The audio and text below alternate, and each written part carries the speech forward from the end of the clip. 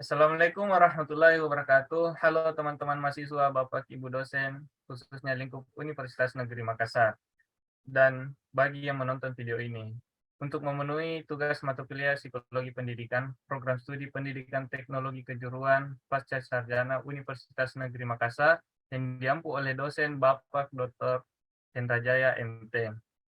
Baik, topik yang akan kami bahas yaitu mengenai faktor-faktor yang mempengaruhi perkembangan remaja. Sebelum memasuki materi, izinkan saya memperkenalkan nama kelompok beserta anggotanya. Baik, kami dari kelompok 3 dengan anggota Firman Syahs, Jilan Al-Mujahidah, dan Lulu Melinda Ramli. Baik, ada 5 yang akan dibahas, yaitu mengenai apa itu psikologi perkembangan remaja. Yang kedua, faktor apa saja yang mempengaruhi perkembangan remaja.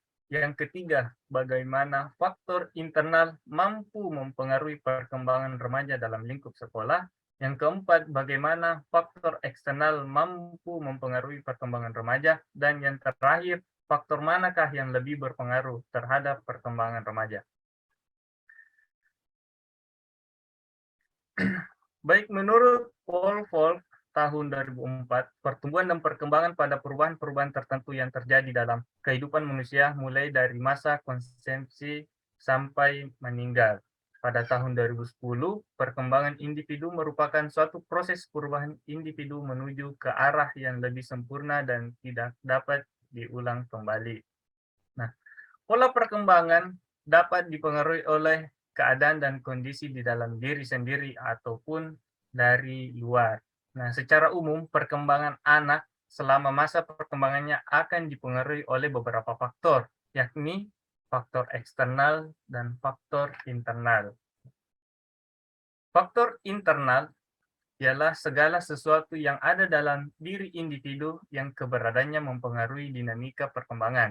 Nah, dilihat dari gambar tersebut ada 3 faktor.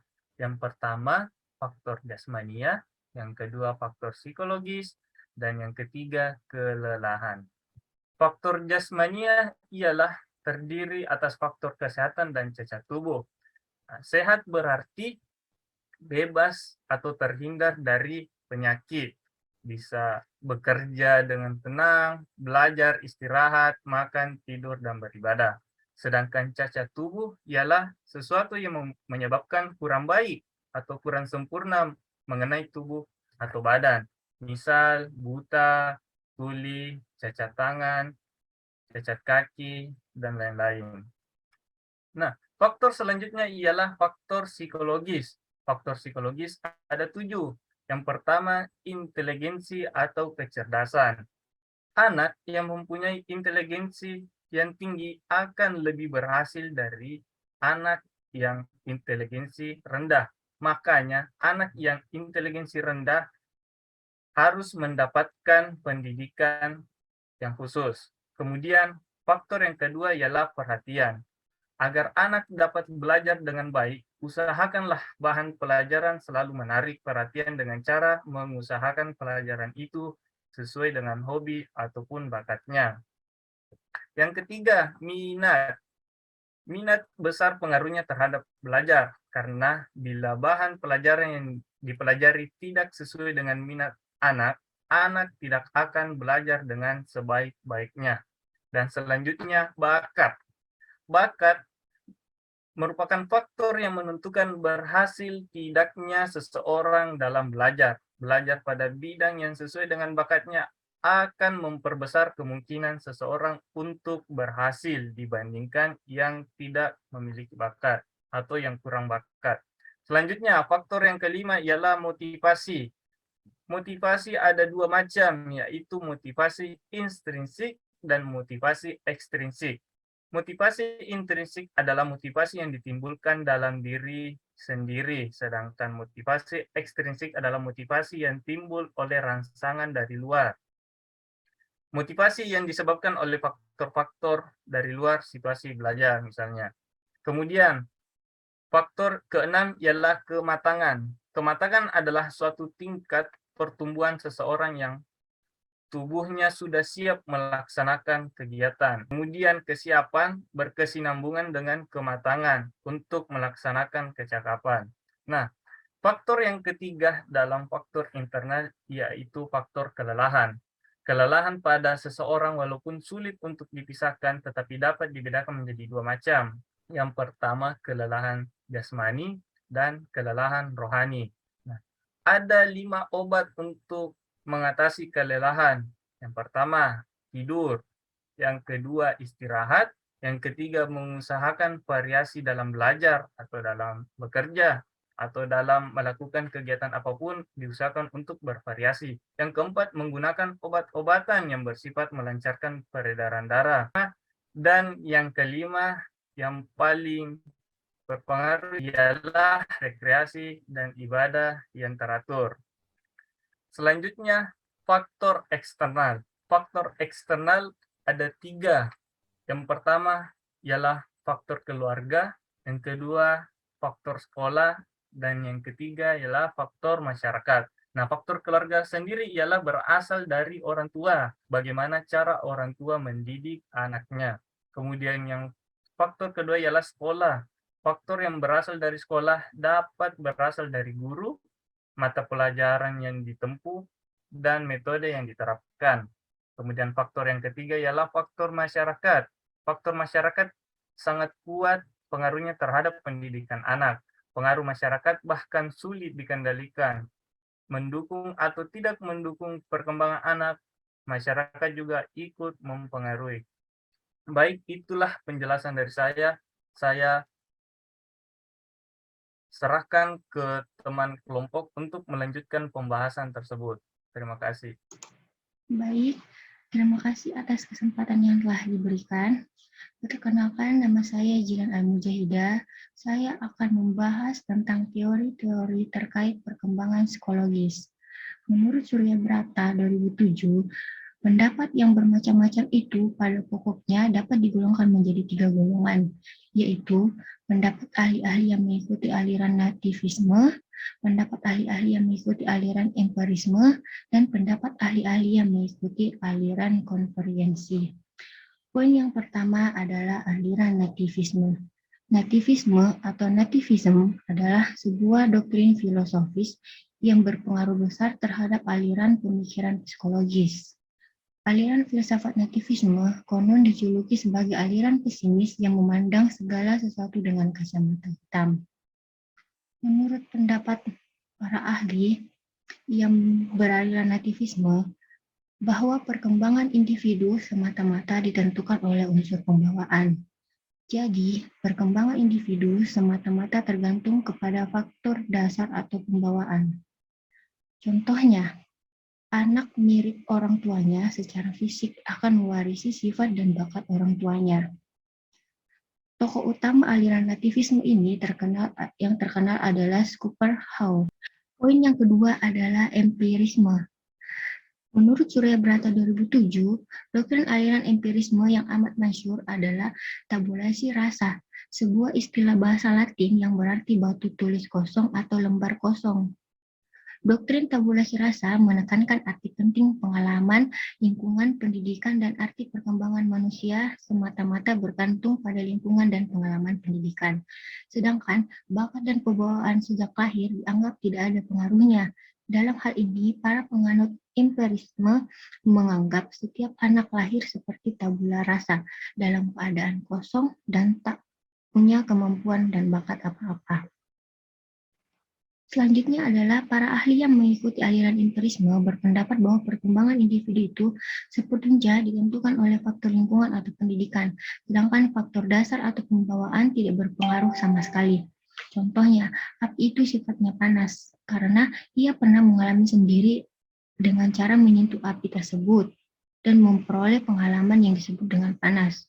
Kemudian, bagaimana bentuk dari seekor gajah? Kita juga akan benar-benar mengetahui bentuknya setelah melihat gajah secara langsung.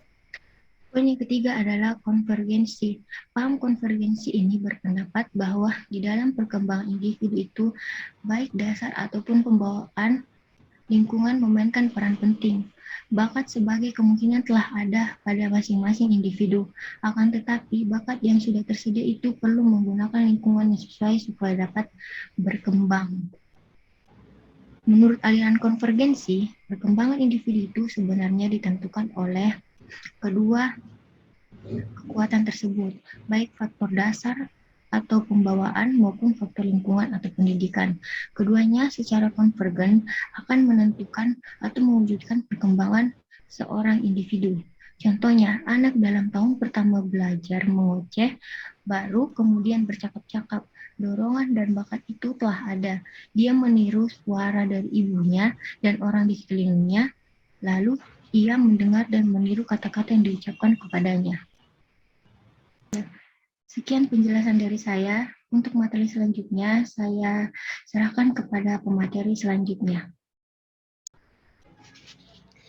Baik, terima kasih atas kesempatan yang telah diberikan kepada saya. Perkenalkan, nama saya Lulu Melinda Ramli. Saya akan membahas faktor yang paling mempengaruhi perkembangan remaja. Seperti yang telah dibahas oleh Saudari Jilan Al-Mujahidah tentang teori-teori terkait perkembangan psikologis, di sini saya akan kembali membahas ketiga aliran tersebut, yaitu yang pertama, aliran nativisme. Para ahli beraliran nativisme berpendapat bahwa perkembangan individu semata-mata ditentukan oleh unsur pembawaan. Jadi, perkembangan individu semata-mata tergantung kepada faktor dasar atau pembawaan. Tokoh utama aliran ini yaitu yang terkenal adalah Schopenhauer. Yang kedua yaitu aliran empirisme. Para ahli yang mengikuti aliran empirisme berpendapat bahwa perkembangan individu itu sepenuhnya ditentukan oleh faktor lingkungan atau pendidikan. Sedangkan faktor dasar atau pembawaan tidak berpengaruh sama sekali. Tokoh aliran ini adalah John Locke. Dan yang ketiga yaitu aliran konvergensi. Menurut aliran ini, perkembangan individu itu sebenarnya ditentukan oleh kedua kekuatan tersebut, baik itu faktor internal maupun faktor eksternal. Keduanya secara konvergen akan menentukan atau mewujudkan perkembangan seorang individu. Dari ketiga aliran tersebut, kelompok kami memilih aliran konvergensi. Kenapa? Kenapa kami memilih aliran konvergensi tersebut? Karena aliran konvergensi merupakan gabungan dari kedua aliran, yaitu nativisme dan empirisme. Konvergensi adalah interaksi antara faktor hereditas dan faktor lingkungan dalam proses perkembangan tingkah laku. Perintis aliran ini adalah William Stern, yaitu seorang ahli pendidikan berkebangsaan Jerman yang berpendapat bahwa seorang anak dilahirkan ke dunia ini sudah disertai pembawaan baik maupun buruk. Penganut aliran ini juga berpendapat bahwa dalam proses perkembangan anak, baik faktor pembawaan maupun faktor lingkungan sama-sama mempunyai peran yang sangat penting. Bakat yang dibawa pada waktu anak tersebut dilahirkan tidak akan berkembang dengan baik tanpa adanya dukungan lingkungan yang baik sesuai dengan perkembangan bakat anak itu. Sebaliknya, lingkungan yang baik tidak akan menghasilkan perkembangan anak yang optimal kalau memang pada diri anak itu tidak terdapat bakat yang diperlukan untuk dikembangkannya. Sejalan dengan pendapat ini, Bapak Ki Hajar Dewantara, tokoh pendidikan nasional juga mengemukakan adanya dua faktor yang mempengaruhi perkembangan individu, yaitu faktor internal dan faktor eksternal. Contohnya seperti dua anak kembar identik yang mempunyai bakat yang persis sama, didikan dan dibesarkan dalam keluarga dengan lingkungan yang berbeda, akan mengembangkan sifat-sifat yang juga berbeda. Misalnya si A dibesarkan di lingkungan masyarakat yang baik dan jauh dari narkoba. Sedangkan si B dibesarkan di lingkungan masyarakat pecandu narkoba. Nah, hal tersebut dapat membuat si kembar identik memiliki sifat dan sikap yang berbeda satu sama lain. Si A akan memiliki sifat dan sikap yang baik pula karena lingkungan sekitarnya juga baik. Sedangkan si B akan memiliki sifat dan sikap yang kurang baik dikarenakan faktor lingkungan keluarga, teman sepergaulan, serta lingkungan masyarakat si B kurang baik. Akan tetapi, besar kemungkinan si B akan ikut terjerumus dan menjadi pecandu narkoba juga. Akan tetapi, kembali ke pribadi anak itu sendiri. Meskipun dia berada di lingkungan kurang baik, jika dia tidak terpengaruh, maka anak itu tetap berperilaku baik. Tapi kecil kemungkinan si B itu tidak terjerumus ke dalam lingkungan tersebut. Nah, dari pembahasan tadi, kelompok kami dapat simpulkan bahwa faktor yang paling mempengaruhi perkembangan remaja adalah faktor internal dan eksternal. Karena mengapa kami memilih dua faktor tersebut? Karena kedua faktor tersebut memainkan peranan penting dalam perkembangan manusia. Perkembangan remaja bukan hanya dari internal remaja saja, tetapi lingkungan keluarga, teman sepergaulan juga lingkungan masyarakat turut andil dalam perkembangan remaja. Jadi di sini di pembahasan kelompok kami, di sini kami tidak memilih salah satunya. Kami memilih keduanya dikarenakan kedua faktor tersebut sangat penting dan memainkan peranan yang baik dalam perkembangan remaja. Demikianlah hasil diskusi dari kelompok kami. Kurang lebihnya mohon dimaafkan. Wabillahi taufik wal hidayah. Wassalamualaikum warahmatullahi wabarakatuh. Terima kasih.